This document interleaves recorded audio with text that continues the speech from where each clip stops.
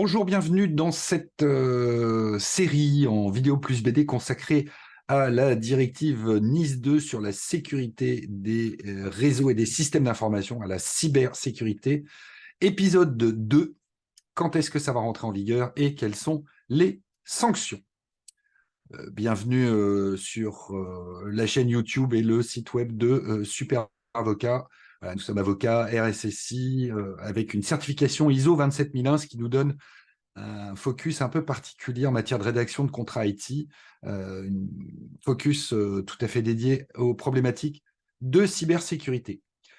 Comme toujours dans cette série de vidéos, des slides et des vidéos librement accessibles en ligne, consultables en ligne. On ne télécharge pas. Ah, voilà, toujours des illustrations à propos des entités critiques essentielles ou importantes. Donc aujourd'hui, surtout les entités essentielles et importantes avec le fléau des dieux aux éditions Soleil. Voilà, on fera peut-être aussi un petit aparté sur le règlement DORA qui lui sera illustré avec un Hercule, pareil aux éditions Soleil.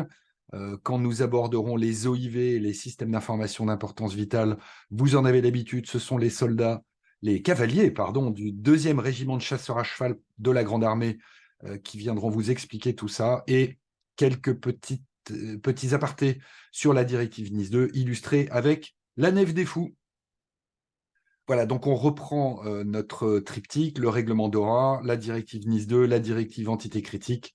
Donc épisode 2, aujourd'hui, focus sur NIS 2, quand et quelles sanctions? Oui, il y a des sanctions, vous allez voir, et on apprend des choses très intéressantes avec le webinaire de l'ANSSI, on va y venir. Bon, les objectifs pédagogiques, je n'insiste pas, ils n'ont pas changé. Et voilà, là, à partir de cet épisode 2 consacré à Nice 2, nous allons faire de nombreuses références au webinar de l'ANSSI, qui est accessible en ligne. Alors, vous avez évidemment en très, très petit dans le cartouche le lien à cliquer. Je vous mettrai ça sur le site web et sur les réseaux sociaux, de manière à ce que vous puissiez y accéder en direct. Vu le nombre d'informations lâchées par l'ANSSI le 16 mai dernier, ça vaut le coup d'y jeter un coup d'œil. Et donc, on fera ça point par point. Alors, Nice V2, la directive Nice V2, c'est pour quand?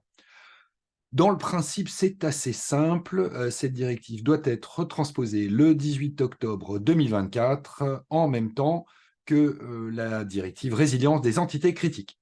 Je vous le dis tout de suite, cette transposition veut dire qu'il faut que la France ait adopté au moins sa loi de transposition et ses règlements et peut-être même les arrêtés permettant d'obtenir le détail des mesures techniques. Mais vous allez voir, en fait, ça va encore s'étaler dans le temps.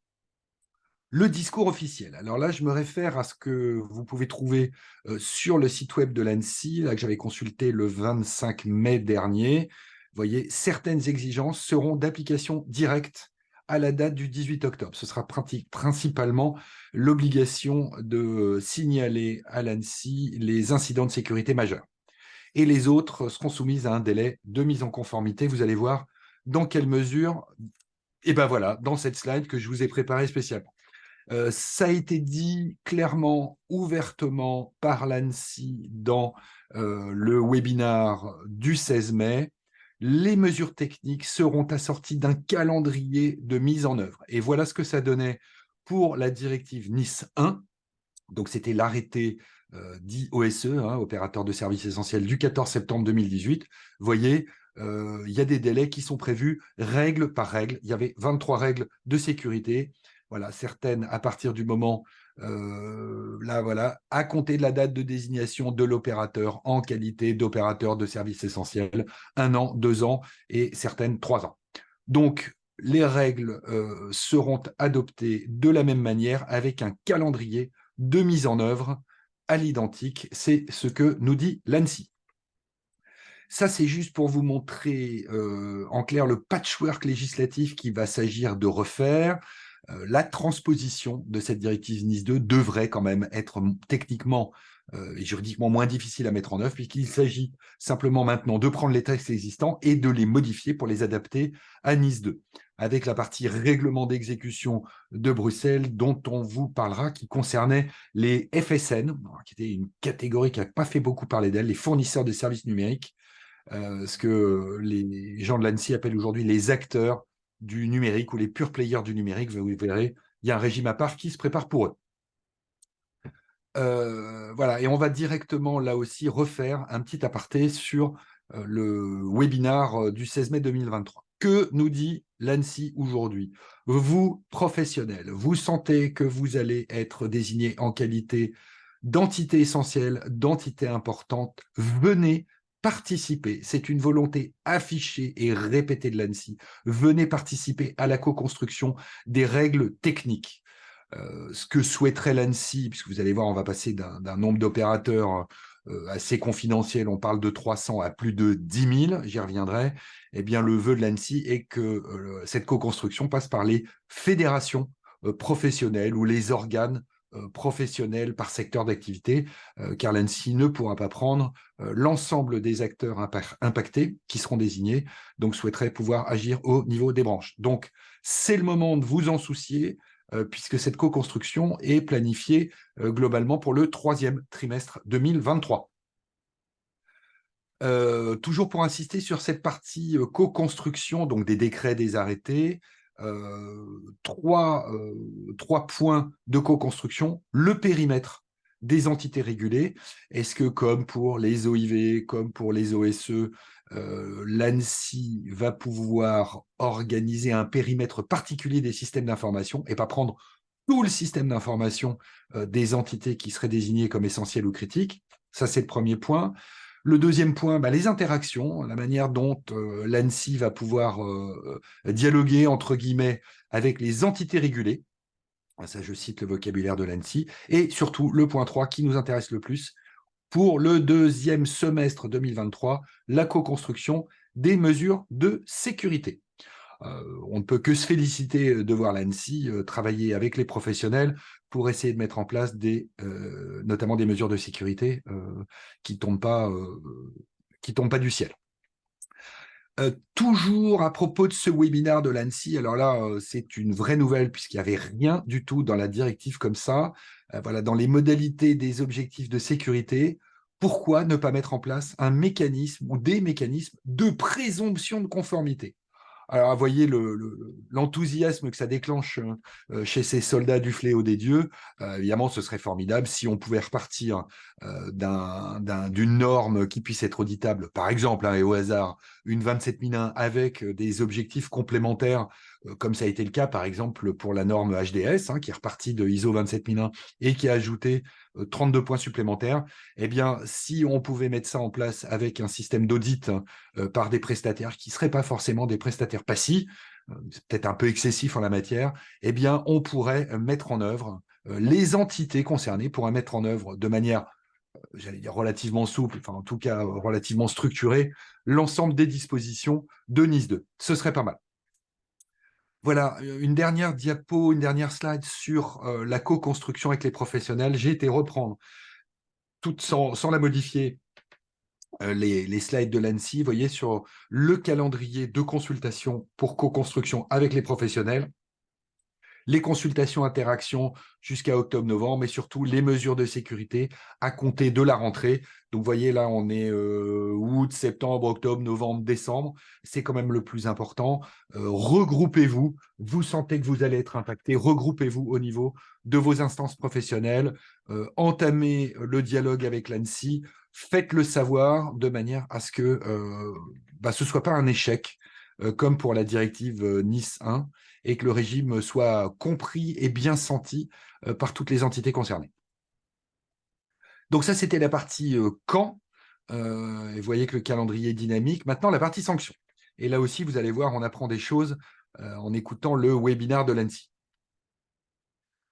Alors, un petit rappel historique, pour la directive Nice 1, les sanctions avaient été prévues de manière assez curieuse, puisque les seules sanctions qui existaient ne pouvaient concerner que le dirigeant des opérateurs de services essentiels.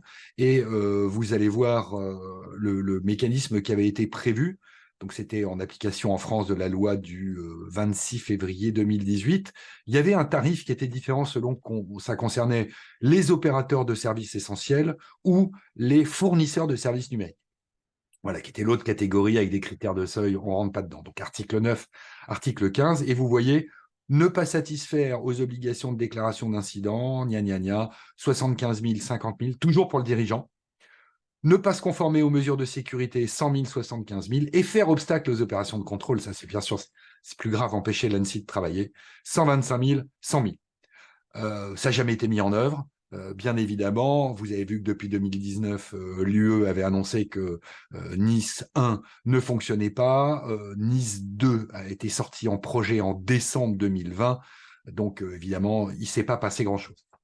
Changement radical d'ambiance avec la directive Nice 2. Risque d'amende administrative prévu à l'article 34.5 de la directive.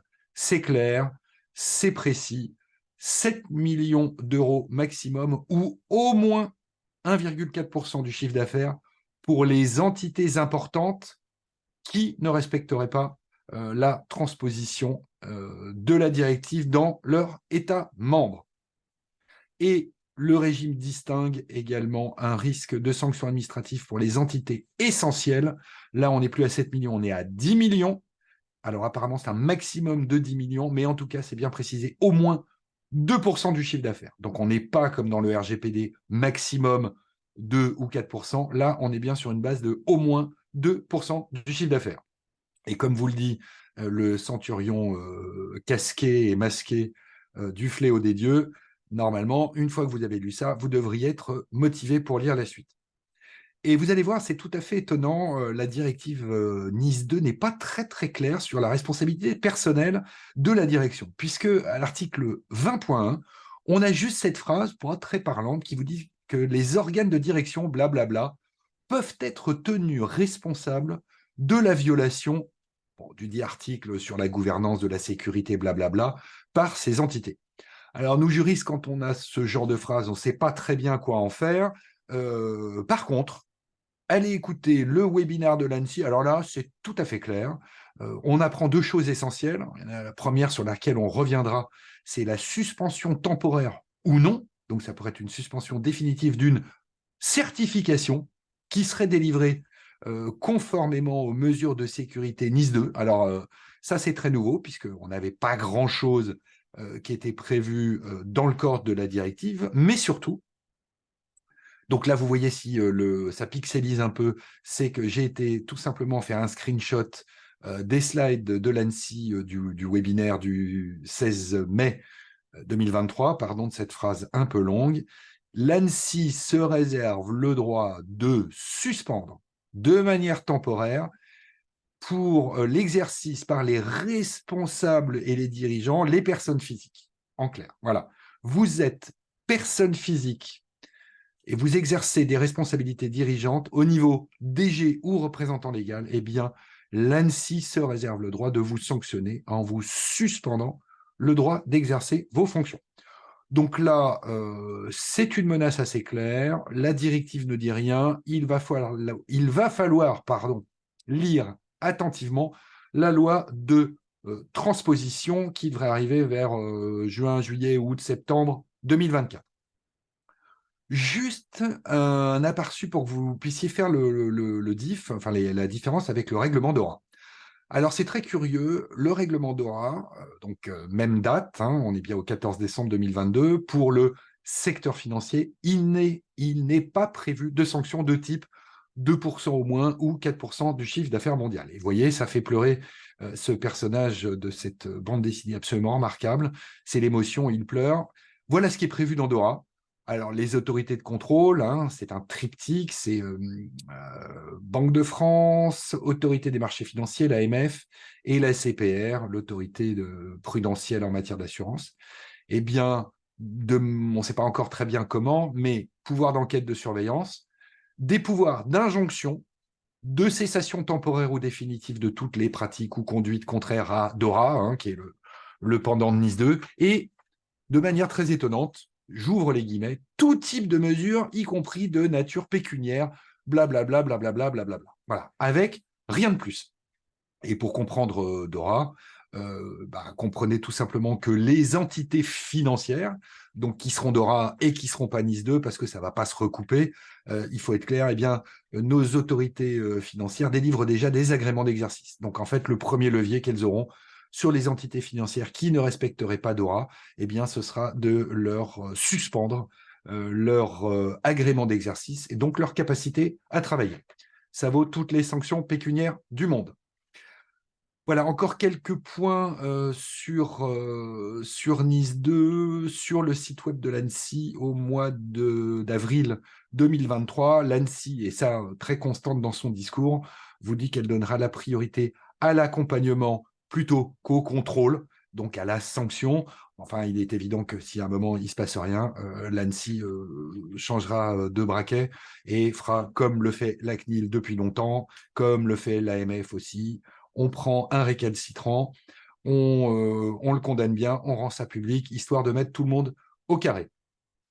Voilà, juste encore un dernier mot qui est un peu, on ne savait pas trop où le placer là-dedans, mais ce qui est assez marrant, vous trouverez ça dans Critical Entities, dans la directive Critical Entities, vous trouvez ça dans DORA, et vous trouvez dans NIS 2 des obligations de gouvernance et de formation. C'est assez nouveau quand même, c'est vraiment écrit dans le texte comme ça, et ça tombe toujours sur les organes de direction sont tenus de suivre des formations. Voilà, c'est pas pourrait, il faudrait, là où il faudrait par contre que les entités essentielles fassent une formation pour des formations plus ou moins régulières pour leurs salariés. En tout cas, les organes de direction seront tenus de suivre des programmes de formation pour être réellement sensibilisés aux risques cyber. Voilà, j'attends de voir les RSSI qui vont avoir le plaisir d'essayer de convaincre leur direction générale. Voilà, tout ça, c'est intéressant à lire en attendant, septembre, on ne sait pas très bien. L'ANSSI ne sait pas très bien, ça ne dépend pas d'elle. Toutes les navettes parlementaires, un premier texte de transposition, Assemblée nationale, Sénat, amendement et compagnie pour un vote final. Il faut espérer que le texte soit disponible avant septembre 2024, puisque la date d'entrée en vigueur officielle est fixée au 18 octobre 2024. Voilà, c'est tout pour cet épisode. Prochain épisode, là, qui va vous intéresser, je pense, encore plus. Qui est concerné? L'épisode, vous verrez, sera probablement assez long, puisque les critères sont assez compliqués à suivre. D'ici la question, angoisse, problème numérique, vous savez comment nous contacter, hein, via notre site web ou les réseaux sociaux, vous nous trouvez assez facilement.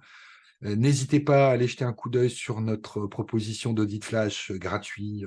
10 questions numériques, 10 questions cybersécurité, et 10 questions juridiques.